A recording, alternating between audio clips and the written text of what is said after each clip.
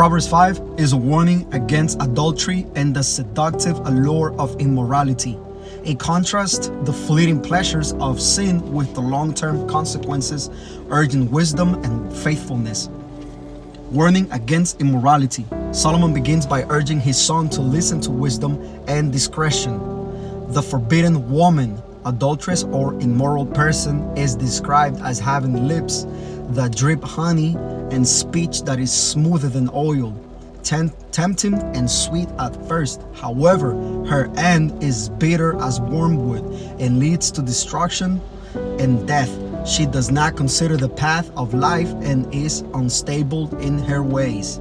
Sin often appears attractive and pleasurable initially, but results in pain, destruction, and regret. The consequences of adultery. Solomon warns not to even go near the door of the immoral person. Falling into adultery leads to loss of honor, wealth, and strength. One's life is wasted. Strangers will benefit from your toil, and regret will follow when it's too late. The adulterer ultimately laments ignoring discipline and wisdom, suffering disgrace in the community.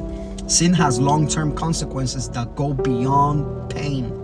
It impacts reputation, finances, and future stability. The blessing of faithfulness. A beautiful metaphor compares marital faithfulness to drinking from your own well, remaining satisfied with one spouse rather than seeking fulfillment elsewhere. Husbands are encouraged to find the light in their wives, seeing them as a source of lifelong satisfaction. True fulfillment comes from honoring and cherishing one's spouse, not seeking temporary pleasure outside marriage. Accountability before God. Solomon asks why one would be captivated by an adulteress when God sees everything. The wicked are ensnared by their own sin, and their lack of discipline leads to destruction. Sin may feel like freedom at first, but it ultimately enslaves and leads to death.